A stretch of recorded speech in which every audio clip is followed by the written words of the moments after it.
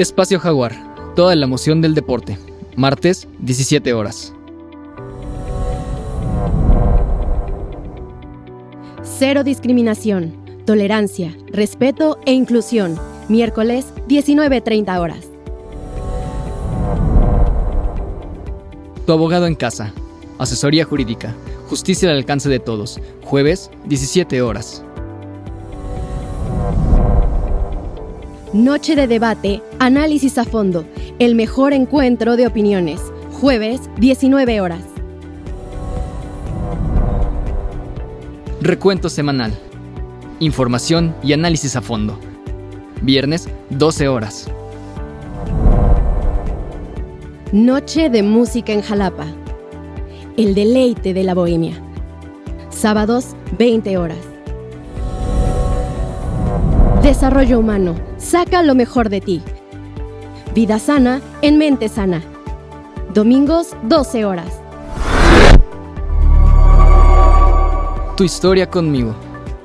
La vida de las estrellas contigo. Domingo, 12 horas. Acrópolis, comunica y trasciende.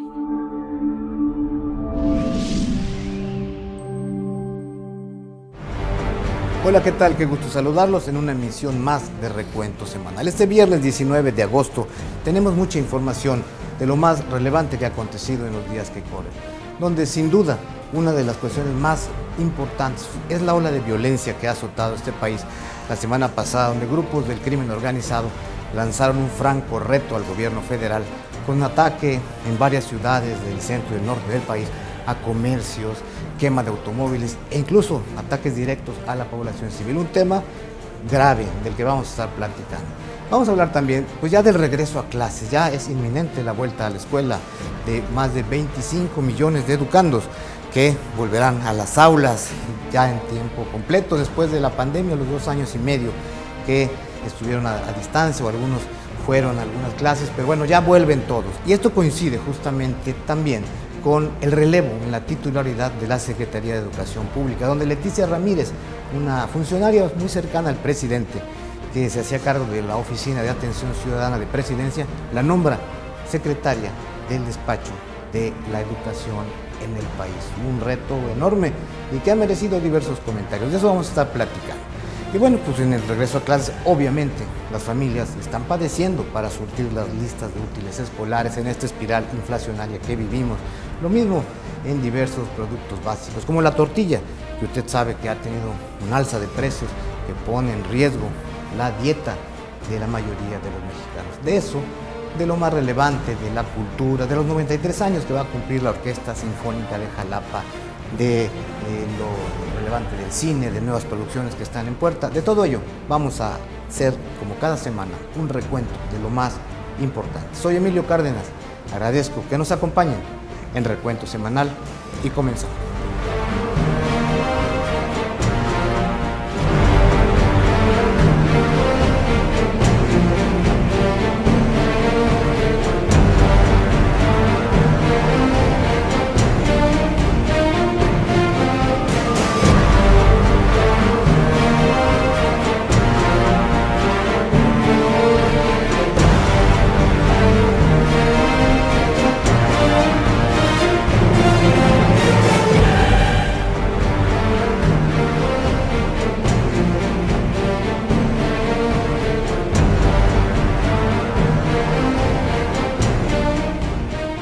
Bueno, como les decía al presentar este programa, estos días han sido muy complejos para el país, los días recientes, por hechos de violencia que grupos del crimen organizado desplegaron en varias ciudades del país. Acciones violentas, principalmente en el centro y norte, que aterrorizaron a la población civil, con tiroteos al aire libre, bloqueos de carreteras, autobuses y coches en llamas, tiendas incendiadas y con ataques directos a civiles. Los cárteles han hecho sentir su presencia y retan la capacidad de las fuerzas de seguridad del Estado mexicano para contenerlos. Una docena de ciudades, entre las que se encuentran Ciudad Juárez, Guadalajara, Mexicali, Tijuana, Celaya o Guanajuato, han estado a merced de los criminales, quienes, entre el miércoles 10 y el domingo 14 de agosto, asesinaron al menos a 68 personas en estos ataques. Los medios de comunicación De diversas tendencias políticas hablan de tácticas de terror e incluso de narcoterrorismo, aunque existe cierta controversia sobre cómo calificar esta explosión de violencia.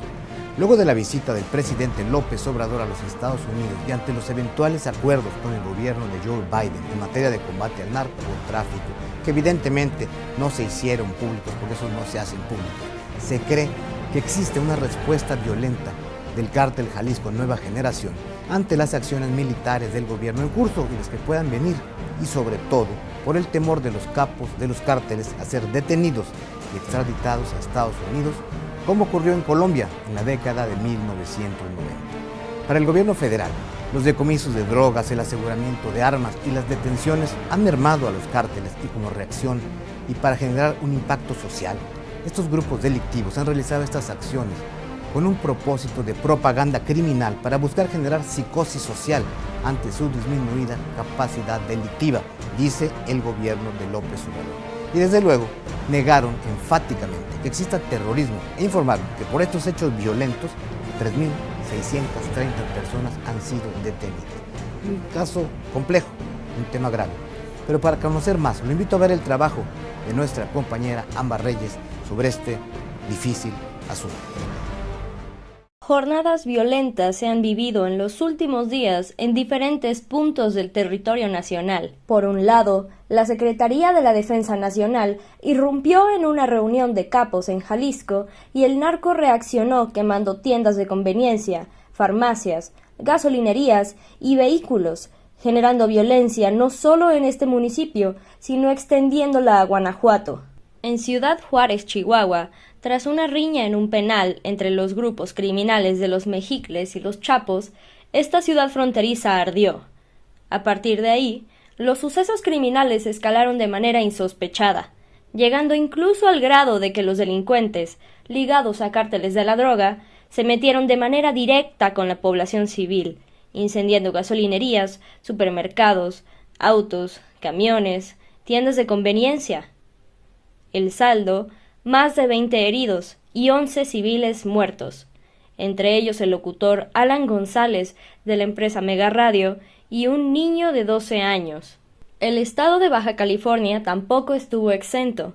En los municipios de Tijuana, Mexicali, Rosarito, Tecate y Ensenada se sembró el caos con quemas de 28 vehículos y tiroteos. En todos los casos, los sicarios pintaron escenas que conmovieron a todo el país, colocando una pieza más del doloroso rompecabezas de violencia que compone a México.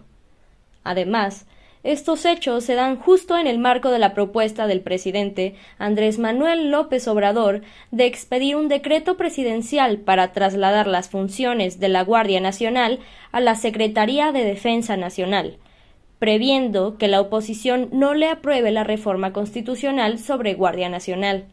Esta decisión del mandatario de eliminar el carácter civil de la seguridad pública ha sido severamente criticada y ha generado mucha polémica, más cuando en campaña prometió regresar a los soldados a sus cuarteles en un lapso de 6 meses, y ahora incluso pretende ampliar el periodo para que la Marina y el Ejército sigan apoyando en materia de seguridad pública, el cual culminaría en el primer cuatrimestre del 2024. Si bien con estas determinaciones AMLO está dando superpoderes a los militares, también es cierto que la delincuencia está mejor armada y pareciera mejor capacitada que cualquiera de los policías municipales, estatales y o federales. Es decir, las actuales fuerzas de seguridad pública quedan muy reducidas ante el gran monstruo del crimen organizado. Al menos, los expresidentes Peña Nieto y Felipe Calderón hicieron lo mismo, pero sin reconocerlo abiertamente, por lo que el planteamiento del mandatario pareciera no tan descabellado, pues entre ambas instituciones, Ejército y Marina, se cuenta con más de 400.000 elementos con instalaciones, equipos, formación profesional y escuelas, lo que sería de mucha utilidad para atender el principal problema de México, la inseguridad, sumados a los 115.000 elementos de la Guardia Nacional, triada de instituciones que tienen el mayor nivel de aceptación por parte de la población. Podría ser el próximo 16 de septiembre cuando la secretaria de Seguridad y Protección Ciudadana, Rosa Isela Rodríguez, transfiera a la Secretaría de Defensa Nacional la responsabilidad de la Guardia Nacional, institución que además encabezará el desfile militar, en el cual por primera ocasión predominarán elementos de seguridad y no soldados. Analistas políticos ven esta jugada de López Obrador como una estrategia para obtener un seguro de vida para la Cuarta Transformación. Otorgar tanto poder a los militares implica riesgos y seguramente tendrá consecuencias, como también los hay al no usarlos para intentar apaciguar al país. Todo pareciera que la idea de AMLO había iniciado bien, porque buscaba revestir de civilidad a los militares, pero Andrés Manuel finalmente optó por militarizar las fuerzas civiles.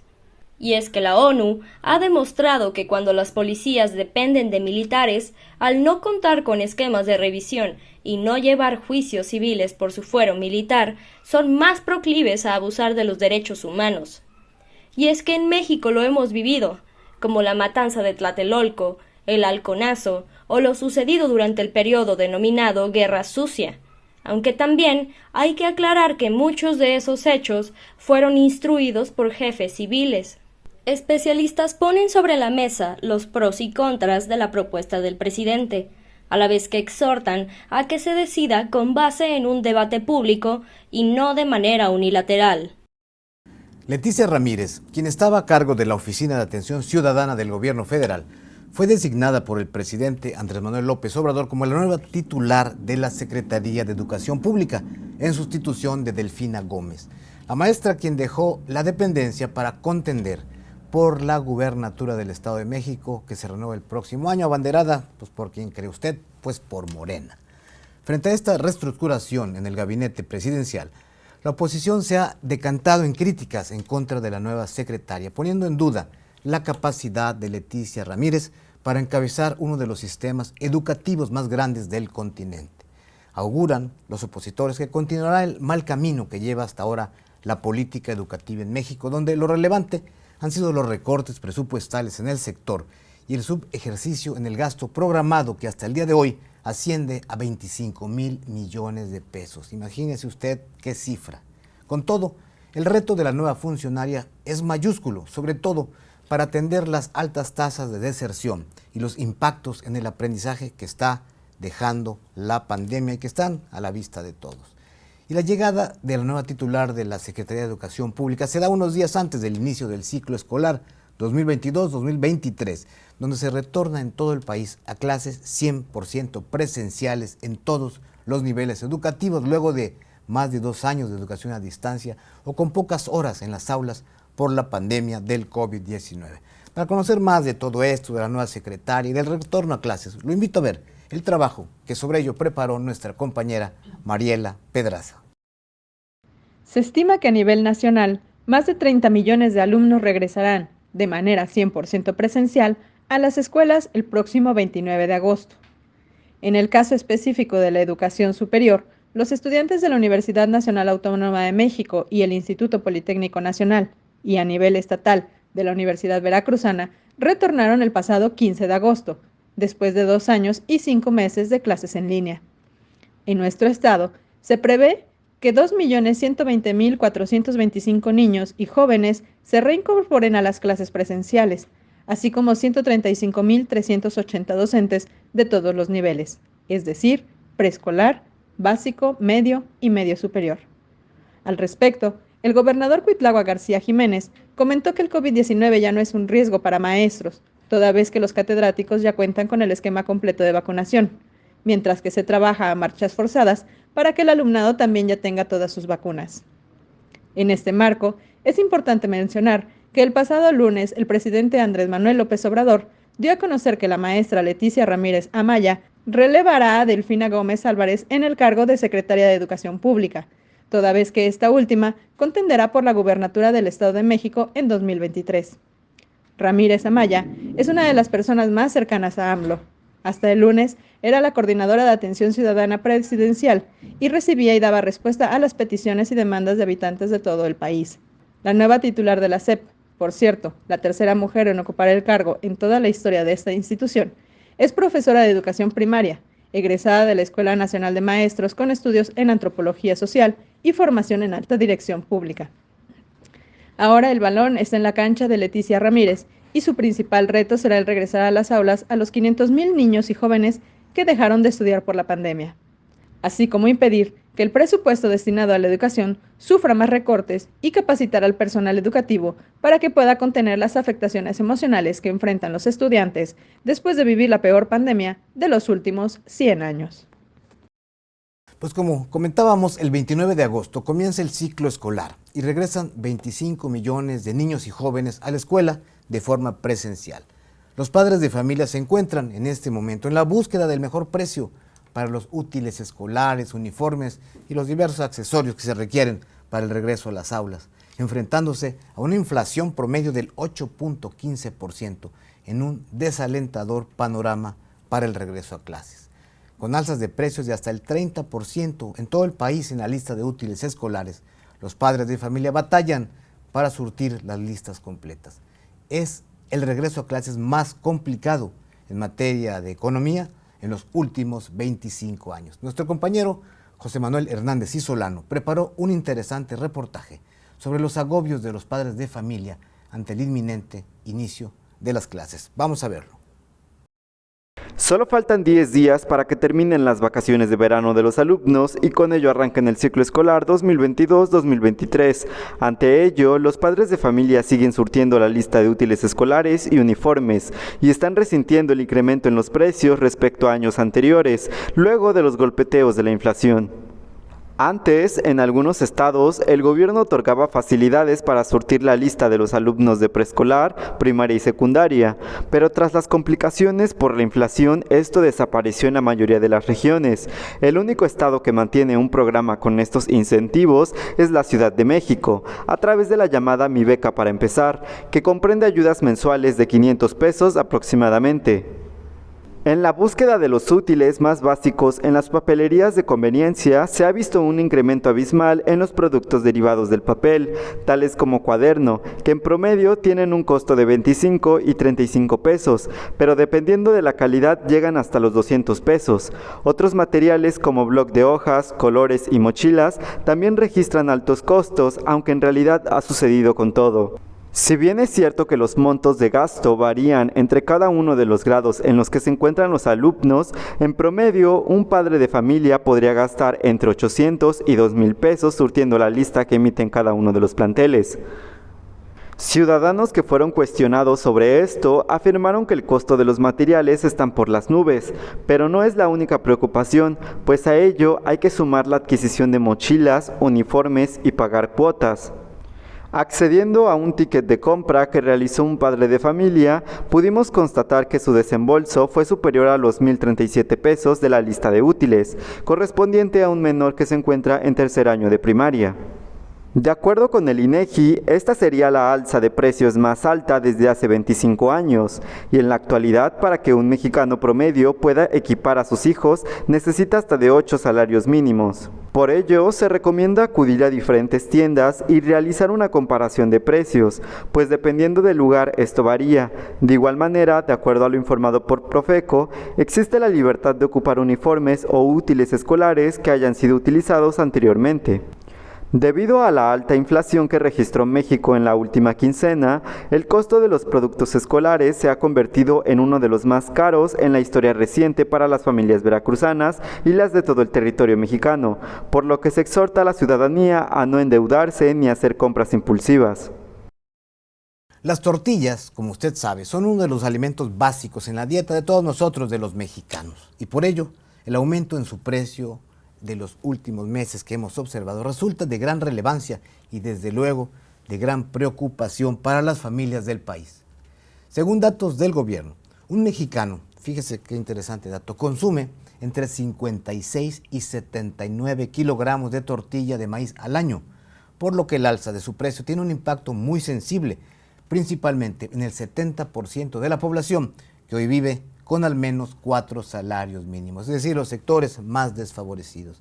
Se sabe que del año 2020 al año 2022 los precios en las materias primas para producir la tortilla han incrementado como resultado de la espiral inflacionaria que vive el país.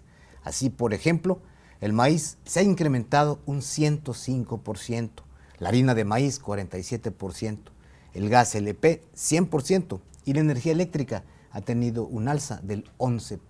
Pues todo este componente desde luego que impacta en el precio final de este producto.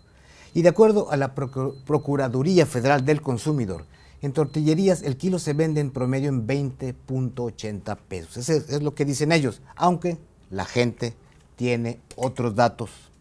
Ante las alzas de precios, el titular de la Profeco, Ricardo Sheffield Padilla, señaló a la empresa Maseca de provocar el aumento en el precio de la tortilla en el país, al ser la principal proveedora de harina de maíz nixtamalizado y desde luego de ser la empresa que de alguna manera marca las tendencias de precios en este producto básico. Bueno, y sobre esta escalada de precios que lleva la tortilla, lo invito a que veamos el siguiente trabajo que preparó nuestra compañera Magdalena Ruperto.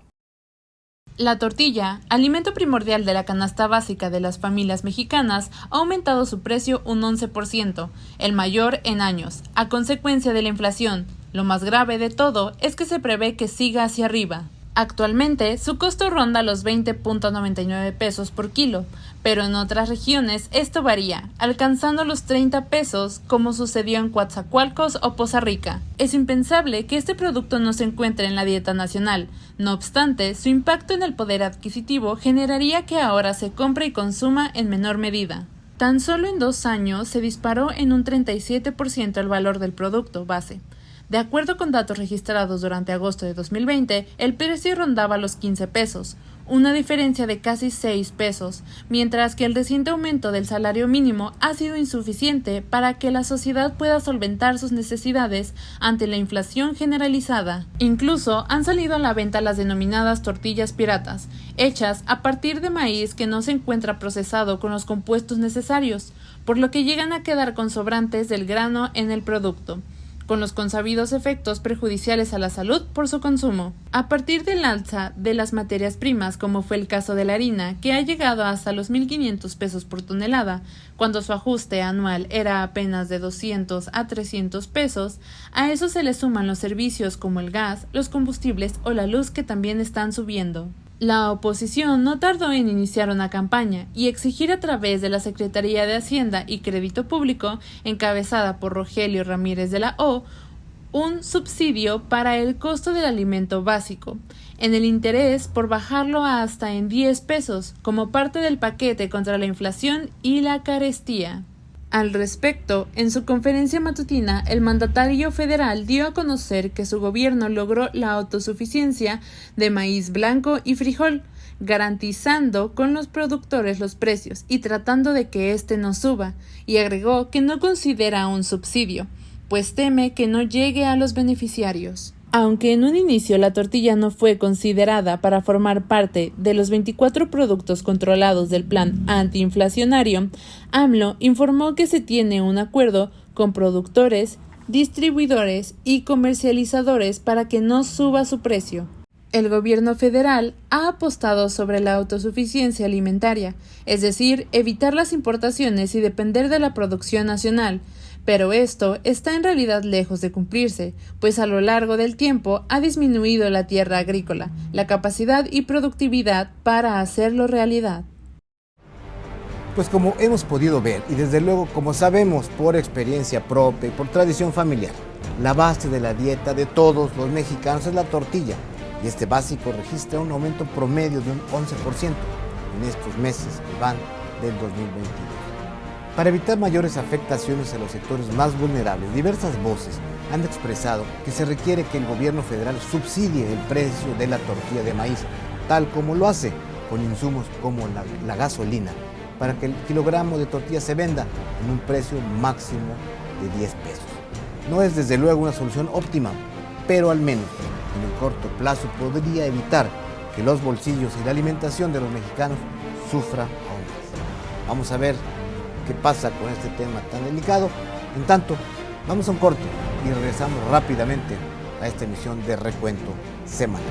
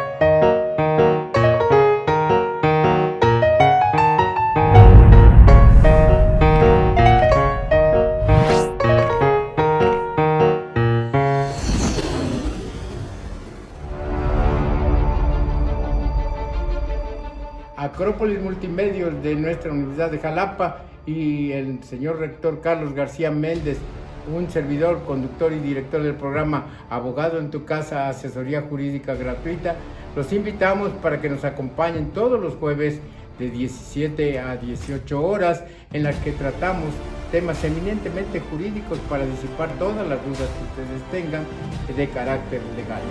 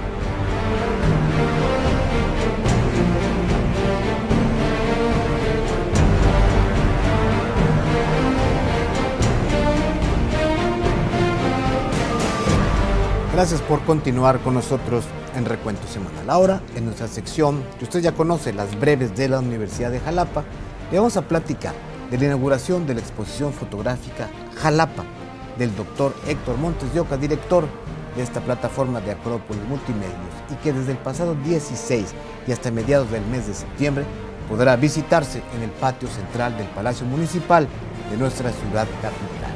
Una muestra que organiza el gobierno de Jalapa, que preside Ricardo Agüed Bardagüe, y la Universidad de Jalapa, en el marco de su 30 aniversario. Con esta exposición arrancan una serie de festejos que tendrá esta institución educativa y que aquí le iremos platicando y que aquí los iremos reseñando. Pero en tanto, vamos a ver en nuestras breves de la UX el trabajo que preparó nuestro compañero Joaquín Emiliano Rizo. En el marco de las celebraciones del 30 aniversario de la Universidad de Jalapa y con el propósito de difundir las expresiones artísticas e invitar a la sociedad a conocer el paisaje, historia e identidad de la Atenas veracruzana, se inauguró la exposición fotográfica Jalapa, del artista Héctor Montes de Oca. Esta exposición se integra por 74 fotografías, 25 de ellas en gran formato, en las que se pueden apreciar los lugares más emblemáticos del municipio, como el Estadio Jalapeño, el Colegio Preparatorio de Jalapa, la Plaza Lerdo, la Catedral Metropolitana, Jalitic, San José o los Palacios Municipal y de Gobierno. Bueno, lo más importante que este es un acto de amor, como yo lo expongo, porque es mi ciudad natal, pero principalmente es para promocionar la Atenas veracruzana, ¿no? Trabajando en la Universidad de Jalapa, mi amigo Carlos García Méndez cree en proyectos culturales como este, y con él tuve todo el apoyo para poder realizar este tipo de evento. El público tendrá la oportunidad de apreciar de manera gratuita estas fotografías hasta el 14 de septiembre en el patio central de este edificio gubernamental. A 10 años de que la selección de fútbol de México se coronara en los Juegos Olímpicos de Londres 2012, es interesante saber qué ha pasado con los futbolistas de esa histórica oncena, que fueron los campeones ganadores del oro olímpico. Para tener mayores detalles de qué fue de toda esta pléyade de jugadores, lo invito a ver en nuestra sección deportiva el trabajo que prepararon nuestros compañeros Diego Arias y Óscar Alvarado. Vamos a verlo. Han transcurrido 10 años desde que México ganara el oro olímpico. gracias a una selección conformada por talentosos jóvenes dirigidos por Luis Fernando Tena, quienes arrasaron con todos los torneos preolímpicos entre el 2011 y el 2012, entusiasmando a la afición azteca con sueños de un quinto partido y quizás, para los más optimistas, hasta una copa. La plantilla estaba formada por jóvenes menores de 23 años y 3 refuerzos. Pero, ¿qué pasó con esas jóvenes promesas? Hoy, en Recuento Semanal, repasaremos algunos de los casos. José de Jesús Corona, portero titular. Tenía 31 años en ese entonces y se ha convertido en uno de los pilares y símbolos fundamentales del Cruz Azul. Además de contar con 11 apariciones en la selección absoluta y 2 condecoraciones del Balón de Oro como mejor portero de la Primera División de México. Actualmente su permanencia en el equipo cementero está en riesgo, entre otras cosas por la polémica en torno a él, Ochoa y el Piejito Herrera como entrenador de la selección absoluta, en donde se habla de que Ochoa pagó una módica cantidad de 80 millones de pesos para sacar a Chuy de la titularidad y así truncarle un poquito la carrera. Por su parte, el autor del doblete de oro, Oribe, el hermoso Peralta, anunció el 12 de enero de este año su retiro de las canchas. Una leyenda del fútbol mexicano que, a pesar de haberse retirado en el Club Deportivo Guadalajara, realmente pasó sus años mozos en el Santos Laguna y el Club América. En la selección nacional llegó a marcar 67 goles del 2005 al 2021. En el 2013 quedó en el puesto 18 de los mejores jugadores goleadores, empatando a Luis Suárez y Edison Cavani. Otro de los refuerzos, Carlos Salcido, se le recuerda por haber anotado 123 tantos en la selección, algo increíble para un defensivo. Y aunque terminó su carrera en los Tiburones Rojos del Veracruz, este jugador fue parteaguas en la migración de los futbolistas mexicanos a Europa en la primera década de los 2000, jugando 4 años en el PSV Eindhoven de Holanda y en el Fulham FC de Inglaterra.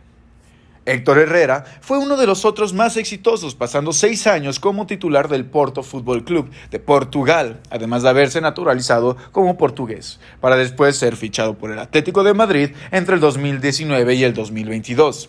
Este año firmó por $8 millones con el Houston Dynamo. Tiene en su haber 100 goles. El Zorro Herrera tiene 32 años y aún crea fútbol de primer nivel en la MLS. Raúl Jiménez, el oriundo de Hidalgo, también emigró del América al Atlético de Madrid, en donde fue intercambiado al Benfica para llegar al Wolverhampton FC, ayudando a los Lobos a ser uno de los equipos más temidos de la Premier League. Hoy en día se encuentra fuera por lesión y los aficionados de los Wanderers los extrañan, diciendo que los Lobos no dan miedo sin él. Giovanni Dos Santos, a pesar de algunos destellos de virtuosismo, nunca pudo consolidarse como un jugador constante que diera seguridad a la afición. Después de una gira europea, ahora juega en Tlaxcala Fútbol Club. Por su parte, los nacionales que han seguido teniendo apariciones en la selección nacional son Marco Fabián, que hoy se encuentra con los Cañoneros de Mazatlán. En tanto, Diego Reyes, quien jugó en diferentes equipos de alto nivel como el Porto, Real Sociedad y el Español en el 2019, volvió a México con los Tigres de la Autónoma de Nuevo León, acompañado por Javier Arquino, otro talentoso jugador originario de la Oaxaca, quien jugó en equipos de la talla del Villarreal y el Rayo Vallecano entre el 2013 y el 2015. Néstor Araujo hoy en día juega con las Águilas del América, mientras que Irán Mier está con las Chivas Rayadas del Guadalajara. Por su parte, el mediocampista Javier Cortés se encuentra sin equipo, tras no haber llegado a un acuerdo con el San Luis. Una generación que nos regaló grandes momentos, que nos dio ilusión de un quinto partido, que nos invitó a soñar con un fútbol de calidad, levantando la pregunta, ¿por qué, si tenemos tan buen nivel en las subs, el fútbol le cae tanto al llegar al nivel profesional? Es triste pensar que de 18 jóvenes que en el 2012 mostraron pasión, entrega y disciplina, solo 2 pudieran mantenerse como referentes del fútbol a nivel internacional. E invita a repensar en qué está fallando el fútbol nacional, que, a veces, parece estar más interesado en intrigas políticas y de corrupción que en ofrecer una cultura del deporte que apoya a los jóvenes talentosos de nuestro país. En nuestra sección de Ciencia y Tecnología, nuestro compañero Christopher Olmos nos presenta un interesante reportaje sobre un grupo de mexicanos que ponen muy en alto el nombre de nuestro país en el concurso tecnológico desarrollado por la Sociedad Astronáutica Estadounidense. Vamos a ver este trabajo. En días pasados se realizó el certamen CANSAT 22, un concurso tecnológico desarrollado por la Sociedad Astronáutica Estadounidense, y México dio de qué hablar, y es que nuestro país entró entre los primeros 40 sitios de todo el concurso. Hubo más de 100 equipos concursantes, 4 de ellos fueron mexicanos. El mejor desempeño fue por parte de Mistlisat, equipo perteneciente a la Asociación Aeroespacial de la Facultad de Ingeniería, AAFI, por parte de la UNAM, y que calificó entre los 40 finalistas. La prueba que debían superar era realizar la simulación de una secuencia de aterrizaje de una sonda planetaria. Es por eso que el equipo Mistlisat elaboró un mini satélite para su proyecto, logrando una gran calificación que los llevó a participar en la final. Los participantes no pudieron ocultar su emoción al momento de escuchar el lanzamiento del mini satélite, y tras la cuenta regresiva los integrantes del equipo gritaron ¡México!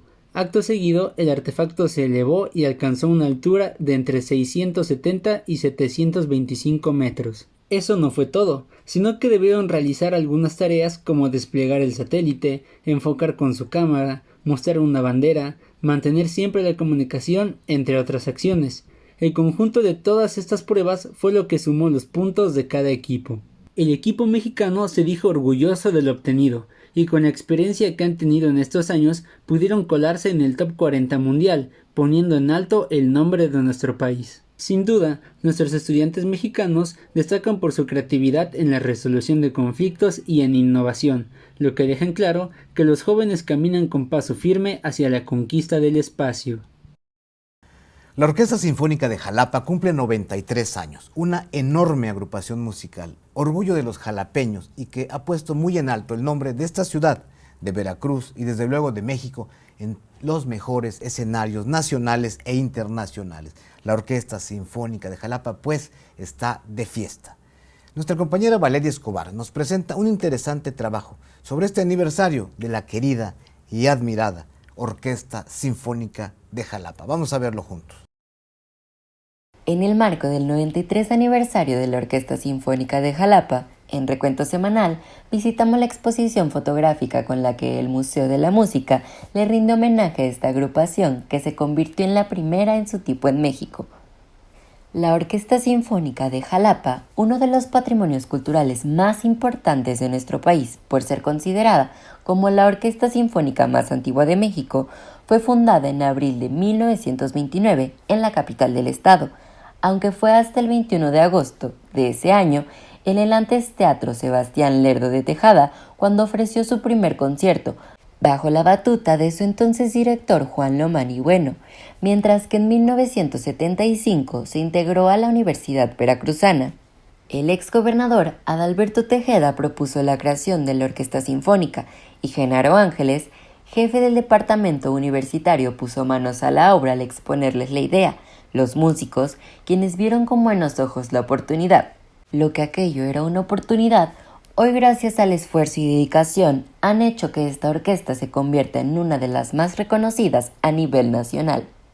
A lo largo de esos 93 años de historia, ha estado bajo la batuta de 13 directores, han interpretado una gran diversidad de obras, han pasado una infinidad de músicos y personajes queridos, han hecho múltiples giras y presentaciones, entre las que destacan la de Bélgica o la de Guatemala, donde fue reconocida como principal embajadora de la creatividad y la música mexicana.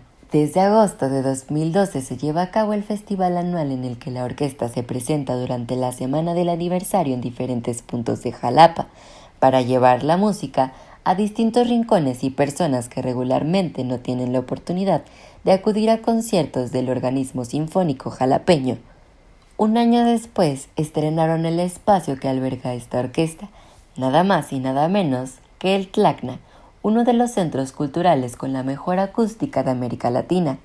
Por ello, los invitamos justo hoy a las 20:30 al inicio de la segunda temporada de conciertos 2022, con una programación de obras de compositores mexicanos y del repertorio universal con la presentación de solistas y de directores invitados, y que acuda a la exposición que está conformada por fotografías de la trayectoria de la orquesta, instrumentos, discos y muchas cosas más.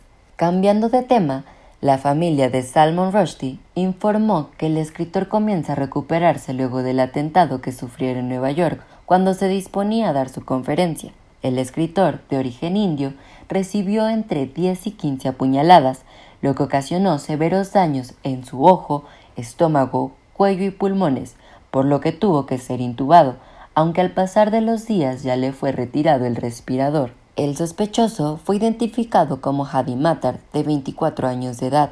Fue arrestado y, de comprobarse su culpabilidad, podía enfrentar hasta 32 años de prisión.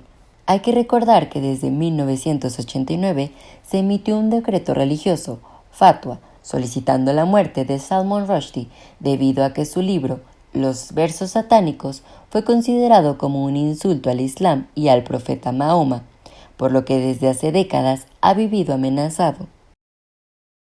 El clásico del cine musical de Hollywood, El Mago de Oz, tendrá una nueva adaptación a 80 años de su estreno. En Detrás de Escena, José Manuel Hernández y Solano nos detalla lo que será esta nueva versión de la historia de Dorothy, ¿se acuerda usted? Y de sus inseparables amigos, el hombre de hojalata, el león cobarde y el hombre de paja, un clásico que ha marcado la historia de los musicales en la pantalla grande y que tendrá una nueva versión. Vamos a ver lo que nos platica Joma sobre esta adaptación. Han pasado más de 80 años desde el estreno de la película de culto El Mago de Oz, y ahora la productora Warner Bros. Pictures ha revelado que realizará una readaptación a través de la dirección de Kenya Barris. El Mago de Oz es una de las películas más icónicas de toda la historia y la más influyente de Hollywood, de acuerdo a varios estudios, pues resulta que existen miles de referencias gráficas de ella en otras producciones. El clásico original está basado en la novela de Lyman Frank Baum, El maravilloso Mago de Oz, del año 1900, en la que se relata un sorpresivo huracán que arrasa con la granja de la familia Gale, incluida la niña Dorothy junto a su perro, quienes llegan a un acogedor mundo de fantasía pero lleno de obstáculos. Protagonizada por Judy Garland como la mítica Dorothy Gale, su perro Toto, Jack Haley como el hombre de hojalata, el espantapájaros representado por Ray Bolger, el león cobarde personificado por Bert Lahr, Frank Morgan como el Mago de Oz y Margaret Hamilton como el personaje de la bruja mala, entre otros.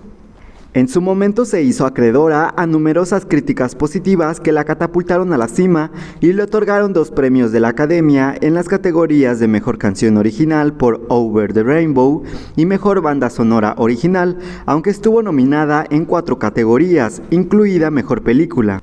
Al momento se han mantenido en secreto los detalles de la nueva producción. Se especula que será completamente diferente a la original, pero manteniendo algunos elementos indispensables como las zapatillas rojas cubiertas de lentejuelas. Algo curioso es que la directora Nicole Kassell también se encuentra dirigiendo una nueva versión de la cinta, pero esta es de la mano del estudio New Line Cinema. Kassell se ha caracterizado por realizar excelentes trabajos como productora ejecutiva y directora en la compañía de HBO. Incluso llegó a ganar un Emmy por la serie Watchmen. Muy pronto podríamos ser testigos de 2 cintas con el mismo título, pero con ideas completamente diferentes. Sin duda serán imprescindibles para cada uno de nosotros. En otro tema, a poco más de un año de que Netflix presentara una iniciativa para invertir y apostar en el cine mexicano llamado Que México se vea, este se ha visto beneficiado con el estreno constante de producciones. Películas como Bardo, de Alejandro González Iñárritu, y Pinocho, de Guillermo del Toro, fueron acaparadas y recibidas por el ejecutivo de La Gran N, 2 cintas que en cuanto se estrenen seguramente serán las grandes apuestas para la siguiente temporada de premios. Otra cinta que está en preproducción es la de Pedro Páramo, basada en la emblemática novela de 1955 del escritor Juan Rulfo, que estará bajo la óptica del nominado al Oscar Rodrigo Prieto. De acuerdo con los primeros informes, la producción arrancará en noviembre tras la realización de algunos castings publicados en Facebook, y su grabación será en el estado de Jalisco. Otros títulos que ya levantan emociones son Ruido, de Natalia Beristain, Bahía Colorada, de Mónica Lozano, y La Gran Seducción, de Celso García, todas ellas con una amplia diversidad de géneros y propuestas que estarán llegando próximamente al catálogo. Muchos filmes mexicanos se han visto beneficiados en muy poco tiempo, y es seguro que vuelvan a resurgir entre el gusto del público. El doctor Jacobo Domínguez Gudini será reconocido esta tarde por su alma mater, la Universidad de Jalapa, al otorgarle el doctorado honoris causa por su notable trayectoria académica y de servicio público. Es el primer egresado de la institución de la Universidad de Jalapa que recibe esta distinción muy merecida desde luego por sus logros en el servicio público, como le digo, en la academia y en la docencia, que lo ha llevado a dar clases fuera de nuestras fronteras. A continuación le presentamos una entrevista que el doctor Domínguez Gudini concedió a Recuento Semanal y que aquí con mucho gusto presentamos para usted. Hola, ¿qué tal? Qué gusto saludarlos y estamos aquí en su programa Recuento Semanal y tenemos un invitado muy especial, un personaje ya dentro del mundo académico, un abogado muy reconocido, con un gran expertise, que da clases ya más allá de nuestras fronteras, egresado orgullosamente de la Universidad de Jalapa y quien recibe el doctorado honoris causa por esta casa de estudios a decisión de su junta de gobierno y desde luego de su claustro académico. Me da muchísimo gusto recibir y saludar aquí en los estudios de Acrópolis Multimedios a un estimado amigo a quien yo de verdad admiro, ya se lo dije y se lo diré cada vez que me lo encuentre, Jacobo Alejandro Domínguez Gudini. Jacobo, bienvenido. Muchas gracias, Emilio, por esta oportunidad de acompañarte el día de hoy en este importante programa. No, pues muchas gracias, Jacobo. Bueno, pues vaya honor, desde luego. Eres el primer egresado de la Universidad de Jalapa que habrá de recibir el doctorado honoris causa, un reconocimiento desde luego merecidísimo por tu trabajo, por tu trayectoria académica, que bueno, pues eso te volvió una figura que se cita y a la que se convoca y se acude cuando uno quiere saber de derecho electoral, de derecho constitucional. ¿Por qué ser abogado? ¿Por qué el derecho, Jacobo? Bueno, fíjate, Emilio, que los que estudiamos derecho, de alguna manera inconscientemente tenemos una idea, una fijación por el poder. El derecho es una expresión del poder. Y es, digamos, la expresión más lograda del poder, porque tiene que llevar también una parte, de una teleología que nos lleve hacia el bien común, hacia las libertades, hacia la conservación de las propiedades, etc.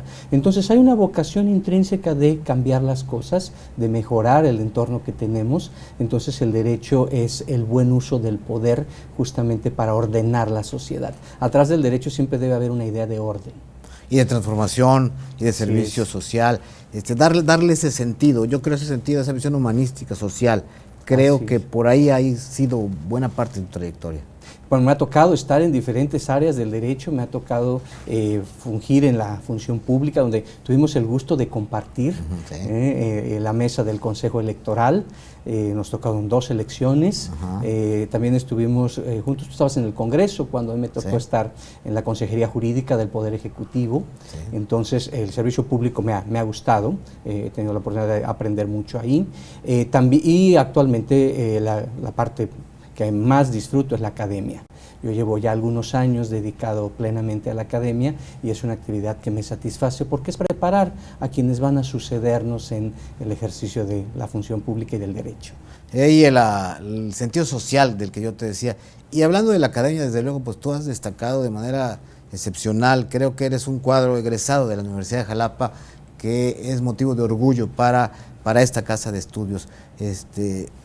¿Por dónde has caminado en esta Bueno, la academia ha sido muy generosa conmigo, Emilio. Me ha dado la oportunidad de visitar, ya son 21 universidades en donde yo he tenido la oportunidad de dar clase.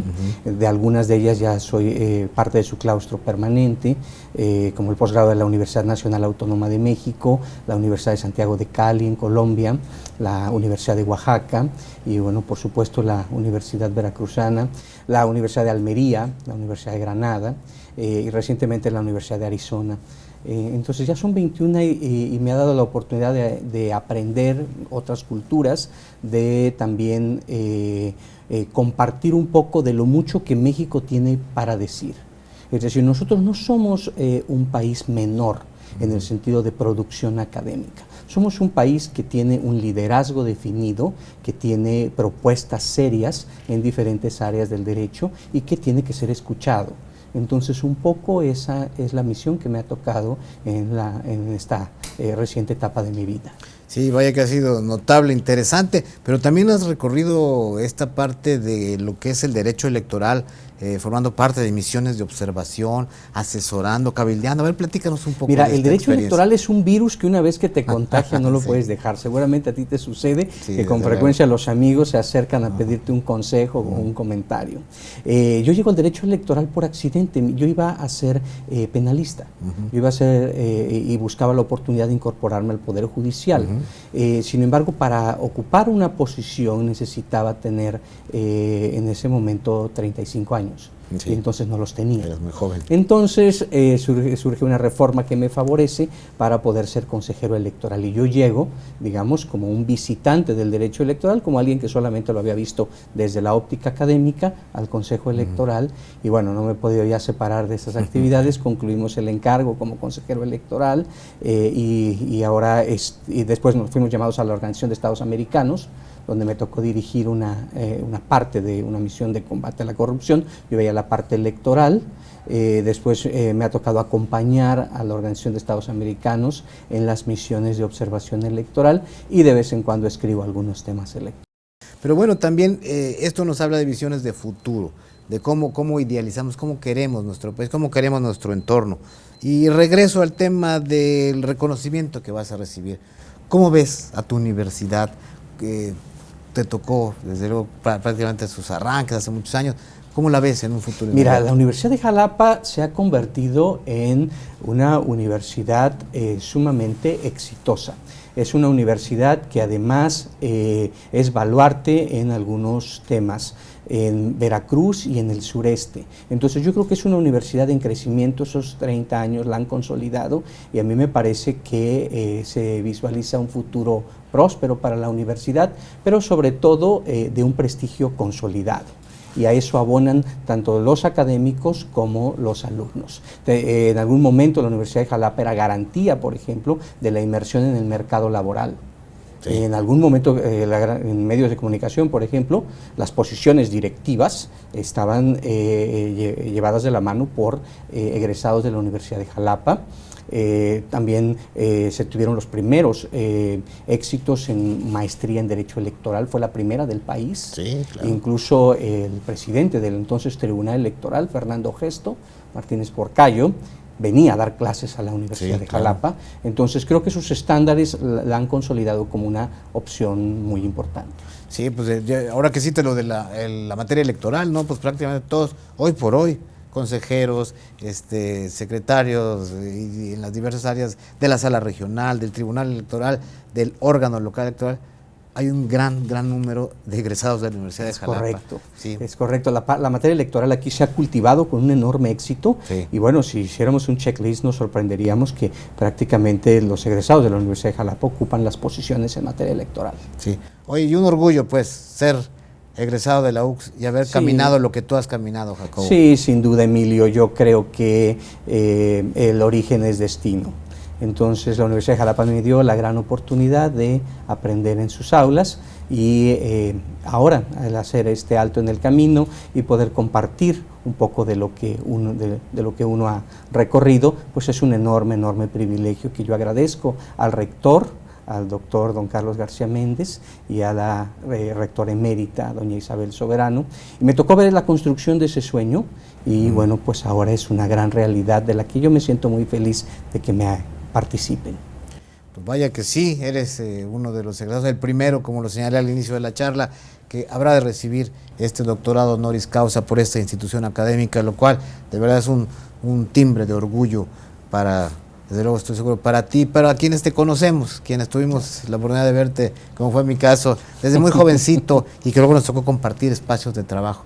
Pues muchas gracias, Jacobo. ¿Algo que quieras agregar? No, solamente terminar? Hacer patente mi agradecimiento a la Universidad de Jalapa, la oportunidad de poder compartir con ustedes y me comprometo a estar permanentemente pendiente en la universidad, a impartir la cátedra anual que ya pactamos, que es producto del doctorado honoris causa, y bueno, siempre a dar el mejor esfuerzo para verdaderamente saber, para trascender. Un lema que además se conecta mucho porque sin el estudio seguramente que no hubiera podido avanzar en la escalera de la vida desde donde me tocó empezar muy abajo y poco a poco hemos ido construyendo algo que es digno de ser compartido. Así es, pues tú eres un ejemplo de trascendencia por el estudio. Felicidades, Jacobo, y muchas gracias por acompañarnos aquí en los estudios de Acrópolis Multimedios.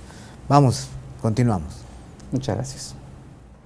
Pues bueno, interesantísima esta entrevista y desde luego un gusto platicar con Jacobo Domínguez, un destacadísimo académico con quien tengo amistad de hace muchos años y de verdad que le envío una gran felicitación por este logro, desde luego a su trayectoria.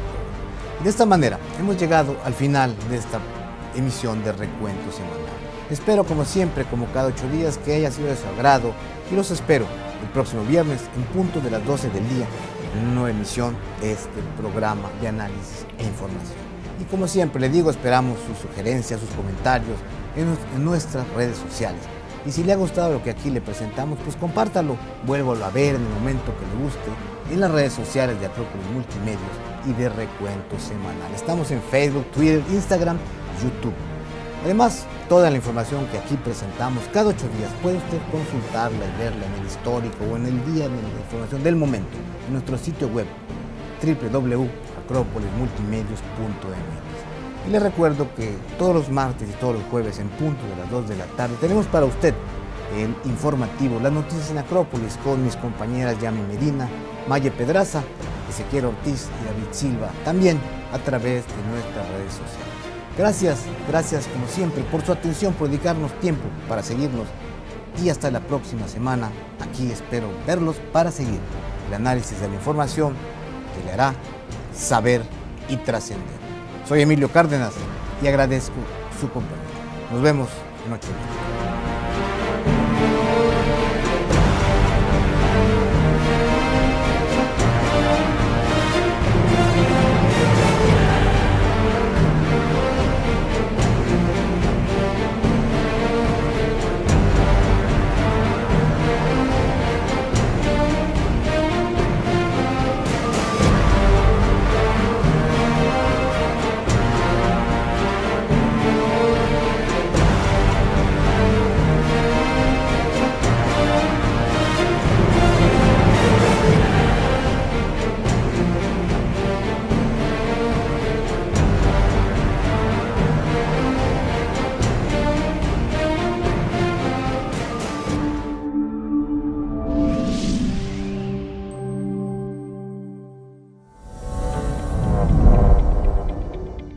Espacio Jaguar, toda la emoción del deporte.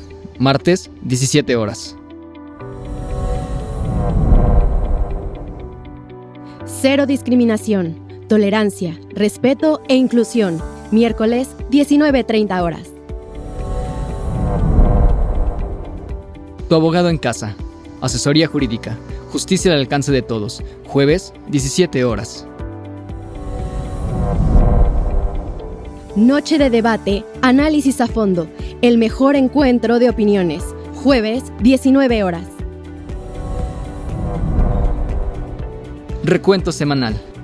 Información y análisis a fondo. Viernes, 12 horas. Noche de música en Jalapa.